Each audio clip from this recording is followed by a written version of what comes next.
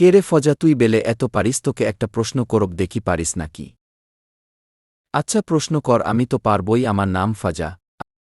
আচ্ছা ঠিক আছে, তাহলে প্রশ্ন করি, তোদের ম্যাডামের নাম কি? আমাদের ম্যাডামের নাম শিউলি ম্যাডাম। তুই রোজ সকালে কি করিস?